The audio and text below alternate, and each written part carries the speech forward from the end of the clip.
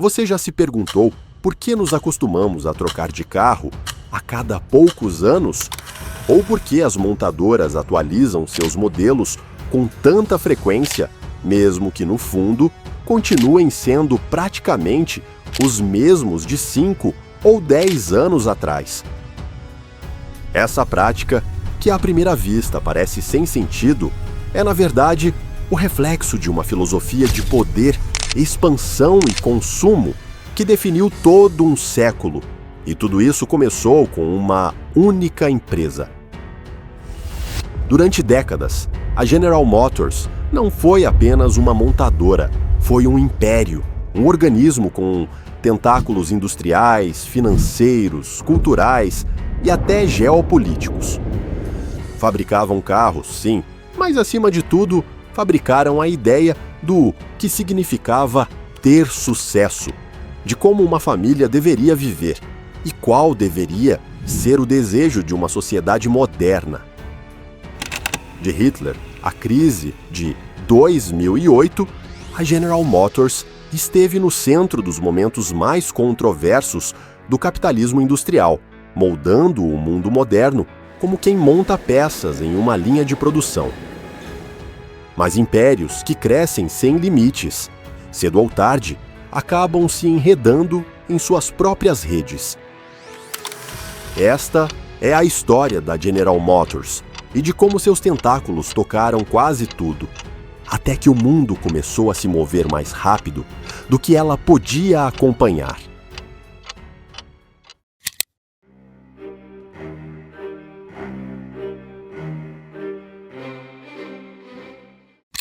No início do século XX, a indústria automobilística norte-americana era uma explosão desordenada. Centenas de marcas independentes competiam em oficinas, celeiros e fábricas improvisadas. Era uma época de engenheiros autodidatas, mecânicos ousados e empresários com mais fé do que estrutura, cada um com sua própria visão de futuro, mas sem uma rota comum. Nesse cenário emergente, um homem enxergou além dos motores. William Crapo Durant, um vendedor de charretes, rico e carismático de Flint, Michigan. Durant não se interessava pela engenharia nem pela ideia de construir um automóvel. O que ele desejava era construir um conglomerado, unir forças dispersas, controlar o jogo do alto. Em 1908, fundou a General Motors e, em poucos meses, começou a adquirir empresas, como quem monta um castelo de cartas. Em apenas 2 anos, a GM incorporou mais de 30 companhias automobilísticas e de autopeças. 4 marcas foram fundamentais em sua estrutura inicial. Buick, a base técnica sobre a qual a GM foi construída. Oldsmobile, pioneira em métodos de produção em larga escala. Cadillac, símbolo de precisão mecânica e luxo refinado. E Oakland, que mais tarde seria rebatizada como Pontiac. Durant não ergueu uma fábrica, mas sim uma rede industrial sem precedentes. Mas o castelo de cartas era tão ambicioso quanto frágil. Seu estilo agressivo começou a alarmar banqueiros, investidores e, por fim, seu próprio conselho administrativo. Em 1910, a diretoria, pressionada por instituições financeiras ligadas a Wall Street, o expulsou da General Motors. O império que havia criado lhe virava as costas. Mas Durant estava longe de se render. Lançou sua contraofensiva.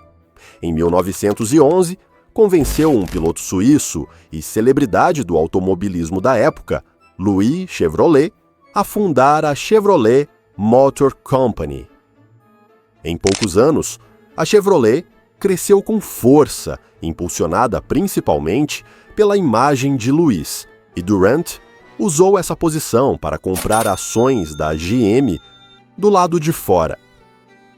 Em 1916, seu plano deu certo e ele reassumiu o controle do conglomerado, desta vez usando sua nova marca como peça-chave. De volta ao comando, Durand procurou aliados sólidos, tanto para se manter no poder, quanto para enfrentar Henry Ford. Naquela época, a Ford Motor Company detinha quase 50% do mercado, graças ao revolucionário Modelo T, produzido em massa. O apoio veio de uma família que marcaria o destino da General Motors por meio século, os DuPont. Essa poderosa dinastia, liderada por Pierre S. DuPont, presidente da AU DuPont de Nemours em Cool, o maior fabricante de explosivos do mundo, havia acumulado fortunas imensas durante a Primeira Guerra Mundial e buscava diversificar seus investimentos em setores estratégicos. Os DuPont começaram a comprar ações da GM rapidamente, e em apenas 4 anos já eram os maiores acionistas individuais da companhia. Durand acreditava ter encontrado o parceiro ideal. No entanto, a sociedade acabou se voltando contra ele. Seu estilo errático de capitalismo não combinava com a mentalidade estruturada de Pierre DuPont. Enquanto Durand falava de expansão e volume, DuPont falava de eficiência, racionalização e controle. Mais uma vez, Durand gastou além do que podia. E quando uma recessão atingiu a economia em 1920, os DuPont fizeram sua jogada final, forçando sua renúncia, desta vez de forma definitiva. Mas os DuPont não estavam sozinhos. Por trás deles havia outro titã invisível, o banco J.P. Morgan & Company. Embora J.P. Morgan Jr. não fosse acionista direto da General Motors, seu banco financiava grande parte das operações industriais e corporativas da família DuPont, desde a compra de ações até a expansão dos negócios químicos e automobilísticos. Em outras palavras, o dinheiro de Morgan fluía nos bastidores. A General Motors deixava de ser uma visão pessoal e se tornava mais uma peça no engrenado mecanismo de poder da elite industrial dos Estados Unidos.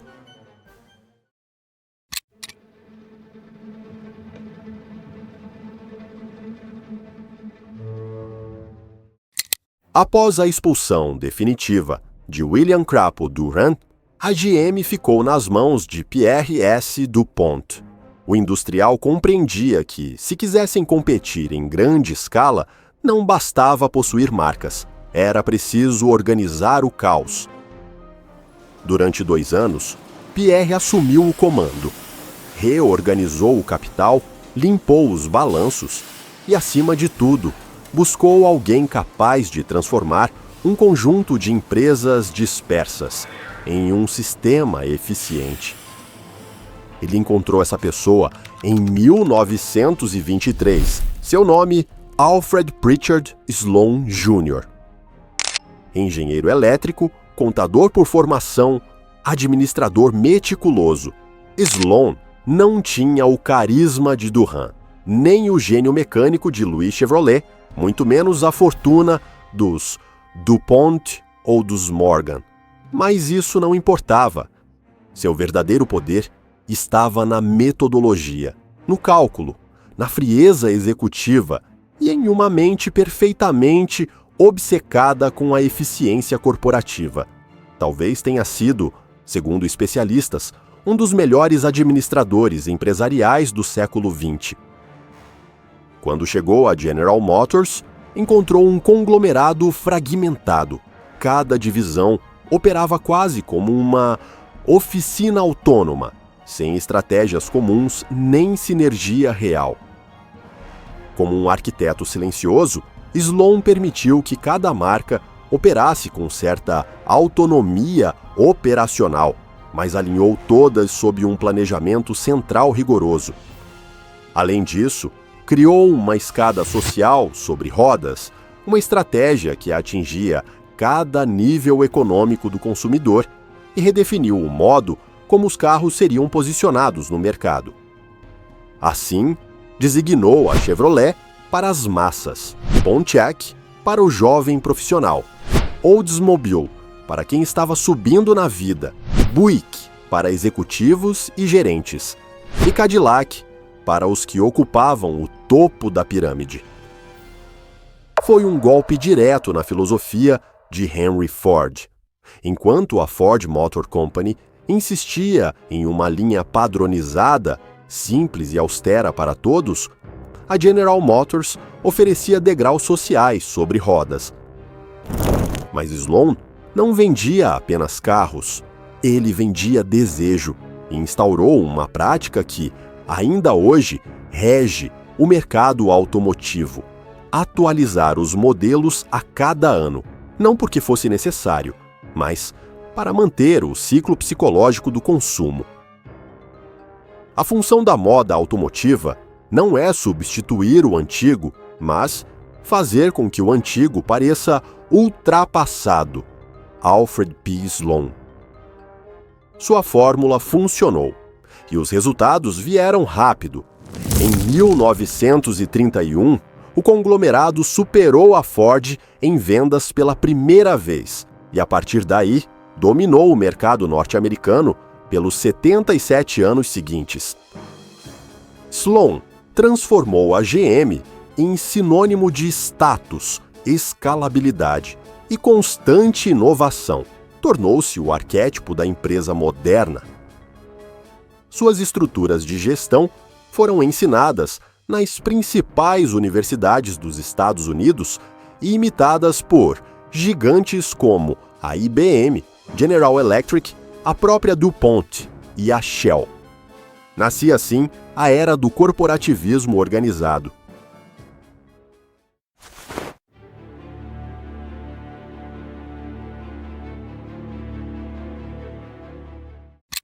Durante a década de 1930, o poder industrial e econômico da General Motors se expandiu com agressividade estratégica. Já não era apenas uma fabricante de carros, era o símbolo do poder norte-americano. Nos Estados Unidos, controlava fornecedores essenciais como a Delco e havia fundado sua própria financeira, a GEMAC, criada para fomentar o crédito ao consumo e multiplicar as vendas. Mas seus tentáculos iam além do Atlântico. Naquela década, adquiriu a Opel na Alemanha e a Vauxhall no Reino Unido. Dois movimentos que pareciam meras expansões, até que o mundo entrou em chamas.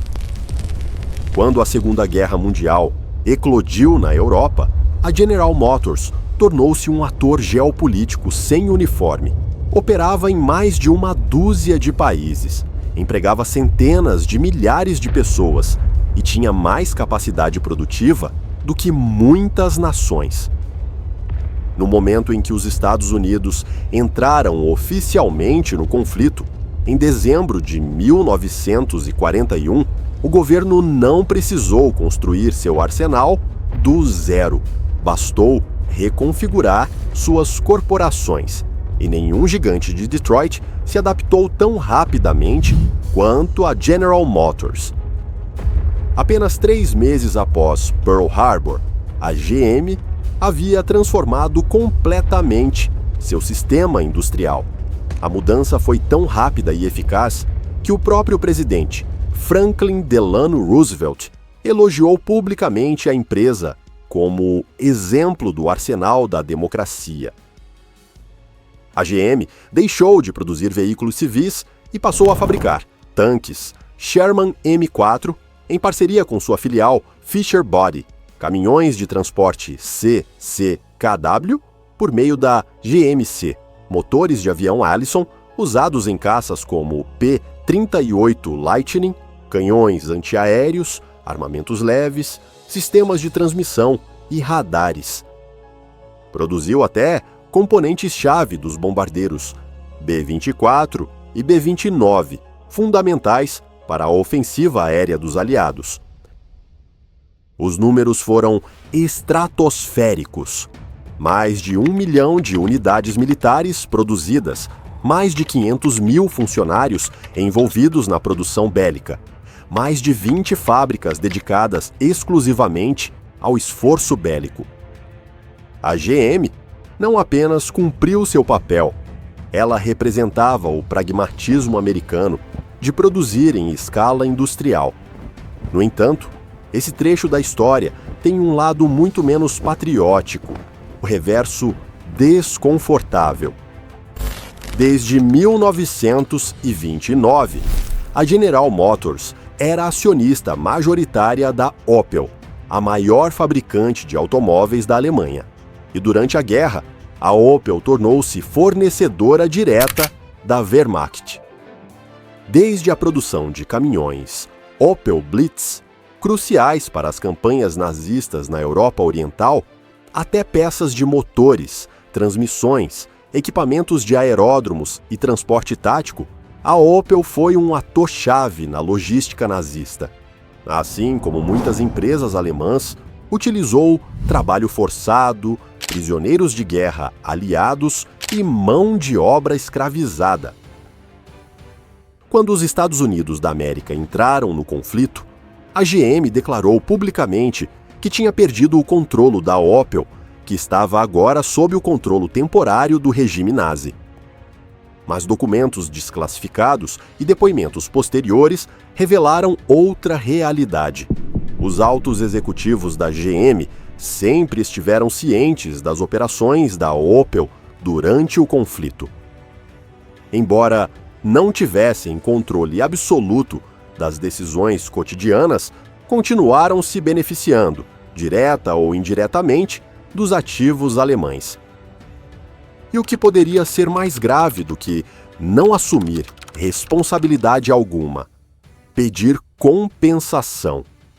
Sim, de acordo com reportagens do The Washington Post e da revista The Nation, após o fim da guerra, a General Motors solicitou ao governo norte-americano uma indenização pelos danos sofridos em sua fábrica da Opel durante os bombardeios aliados. Reivindicou valores do programa Compensation for War Damages, criado para ressarcir empresas americanas com ativos destruídos no exterior. O mais crítico, a compensação foi aprovada, no valor aproximado de 33 milhões de dólares da época. Em outras palavras, enquanto a Opel fabricava para os nazistas, a GM recebia pelos prejuízos pagos pelos próprios contribuintes norte-americanos. A General Motors nunca reconheceu responsabilidade pública e essa parte da história foi silenciada por décadas. Ao final do conflito, o conglomerado saiu fortalecido, com fábricas mais modernas, tecnologias militares adaptadas ao consumo civil e uma reputação pública de construtora do esforço aliado, que ofuscou, pelo menos no Ocidente, suas contradições europeias. Sua reconversão industrial foi celebrada como modelo de flexibilidade corporativa e pavimentou o caminho para o boom econômico do pós-guerra. A General Motors saiu mais do que ilesa. Não foi bombardeada como as marcas europeias, nem marginalizada como as jovens empresas japonesas. A GM lucrou antes, durante e depois da guerra. Na década de 1950, a General Motors era a maior corporação do mundo. Uma em cada 2 pessoas que compravam um carro nos Estados Unidos escolhia uma de suas marcas. Contava com mais de 600 mil funcionários. E seu então CEO, Charles Erwin Wilson, deixou para a posteridade uma frase que resumia tudo. O que é bom para a General Motors é bom para os Estados Unidos.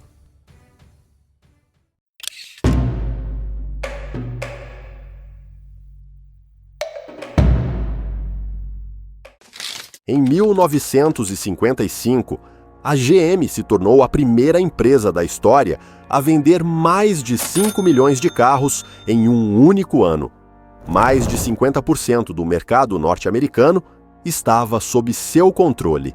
E sua influência não se limitava ao consumo, ela moldava o país. Cada carro da GM vinha acompanhado da construção de rodovias, subúrbios, postos de gasolina e da ideia de que o sucesso tinha rodas. A GM era os Estados Unidos e os Estados Unidos eram a GM. Mas seu alcance ia muito além de Detroit, assim como a Standard Oil, décadas antes, a General Motors havia deixado de ser apenas uma montadora, era um ecossistema econômico. Além da Opel e da Vauxhall, assumiu o controle da Holden na Austrália e adquiriu participações estratégicas na Isuzu, Suzuki, Daewoo e Saab, mais tarde até mesmo na Fiat e na Subaru. Fabricava eletrodomésticos com a Frigidaire, locomotivas com a GM Diesel, componentes com a Delco e tecnologia de defesa com a Hughes Aircraft. Estava nos lares, nos céus e também nas bases de mísseis. Durante a Guerra Fria, segundo arquivos desclassificados, o governo dos Estados Unidos, por meio da CIA, utilizou conglomerados como a GM como verdadeiros embaixadores econômicos. Por meio de suas filiais e concessionárias, infiltravam ideias de modernidade, consumo e americanismo em países estratégicos do sul global. A General Motors exportava veículos, mas também valores. E, em muitos cantos do mundo, um Chevrolet era mais persuasivo do que uma bandeira. No início da década de 1970, a GM acumulava enormes reservas de caixa, prestígio industrial e acesso direto às altas esferas do poder político. Mas havia crescido tanto que sua própria arrogância institucional a impediu de enxergar além. O primeiro golpe ao gigante não veio de um concorrente, veio do petróleo. Em 1973, após a guerra do Yom Kippur, a OPEP impôs um embargo de petróleo aos Estados Unidos e seus aliados. O preço do barril quadruplicou e a era dos motores V8 começou a ruir. Os imponentes carros da GM, gloriosos, pesados, beberrões, já não se encaixavam no novo mundo. O consumidor pedia eficiência, economia e tamanho reduzido. A GM não soube ou não quis reagir a tempo, e no horizonte surgiam novos rivais. Marcas como Toyota, Honda, Datsun, hoje Nissan e Mazda começaram a ganhar terreno em silêncio. Seus carros eram mais leves, mais confiáveis e muito mais eficientes. A General Motors subestimou essa ameaça. Via os japoneses como imitadores sem prestígio, mas o consumidor pensava diferente. Em 1980, os carros japoneses já eram sinônimo de qualidade e começavam a roubar mercado da GM em seu próprio território. Apesar de sua magnitude industrial, a GM não conseguia reagir com agilidade. Suas estruturas internas eram complexas e burocráticas. Tinha 8 marcas principais, competindo entre si. Uma rede de concessionárias ineficiente e engessada. Custos trabalhistas altíssimos por causa dos contratos com o sindicato UAW. E uma dependência quase total do mercado norte-americano. Cada tentativa de renovação era parcial, lenta ou desastrosa. Carros como o Chevy Citation ou o Pontiac Fiero chegaram tarde, mal projetados ou com defeitos técnicos. Em 1985, a GM lançou a Saturn, uma nova divisão pensada para competir com o Japão do zero. No entanto, a Saturn foi mais um experimento do que uma solução. Embora o projeto parecesse promissor, foi sufocado internamente pela mesma estrutura que pretendia substituir. A GM não podia se reinventar, sem antes se desmontar. Enquanto a concorrência crescia, a General Motors permanecia presa à sua própria inércia. Valorizava-se mais a continuidade do que a inovação. A cadeia de comando barrava decisões ousadas, que os executivos estavam mais preocupados em proteger seus salários do que em redesenhar o futuro. Era uma fábrica de burocracia. Os anos 90 foram a década perdida. A GM entrou em modo de sobrevivência. Perdia mercado ano após ano. As marcas japonesas ganhavam reputação. A Europa se tornava um mercado hostil. E em casa, a fama de qualidade americana começava a desmoronar. Em 1992, a GM nomeou Jack Smith Jr. como CEO. Foi o primeiro a admitir publicamente que a estrutura precisava encolher. Mas a mudança chegou tarde demais. A empresa que havia definido o século XX não compreendia os sinais do século XXI. O colosso ainda caminhava, mas o mundo corria mais rápido.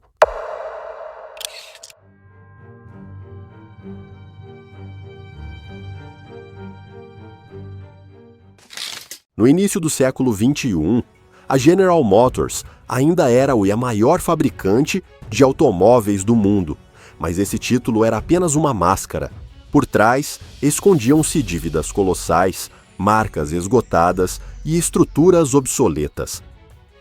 Nos Estados Unidos, a GM operava com 8 marcas ativas: Chevrolet, GMC, Buick, Cadillac, Pontiac, Saturn, Saab e Hummer. Cada uma com suas próprias fábricas, linhas de montagem e redes de concessionárias, cada uma competindo pelo mesmo cliente. Muitas vezes, umas contra as outras. O que um dia foi a escada social, automotiva, idealizada por Alfred Sloan, havia se transformado em um labirinto de canibalismo interno. O coração financeiro também estava em colapso. Os custos trabalhistas, aposentadorias, seguros de saúde, pensões, tornaram-se insustentáveis. Os históricos acordos com o sindicato UAW, antes símbolo de paz social, se transformaram em uma bomba fiscal prestes a explodir. A GM continuava perdendo terreno para Toyota, Honda e Hyundai, empresas mais eficientes, ágeis e com melhor reputação de qualidade. Diante desse cenário, a General Motors tentou reagir. Lançou novos modelos como o Malibu, o CTS e o Solstice, anunciou híbridos e prometeu eletrificação. Tentou renovar sua aposta no luxo com a Cadillac, mas os problemas eram mais profundos. E então chegou a tempestade perfeita. Com a eclosão da crise financeira global de 2008, o sistema colapsou. O crédito congelou, as vendas de carros despencaram e a General Motors ficou sem fôlego. Os modelos não vendiam, as fábricas continuavam operando e o caixa desaparecia. Em apenas um ano, as perdas ultrapassaram 30 bilhões de dólares. As ações atingiram mínimas históricas e, pela primeira vez, o fantasma da falência deixou de ser apenas um rumor. Em 1º de junho de 2009, a GM declarou oficialmente falência. Sob o capítulo 11, foi a 4ª maior quebra da história corporativa dos Estados Unidos da América. O gigante industrial, símbolo do século americano, precisava ser resgatado para não desaparecer. O governo de Barack Obama articulou um resgate sem precedentes, um pacote de 50 bilhões de dólares financiado pelos contribuintes para evitar o colapso total. O Departamento do Tesouro passou a controlar 60% da nova General Motors, com um objetivo claro: salvar empregos, modernizar a empresa e devolvê-la ao jogo.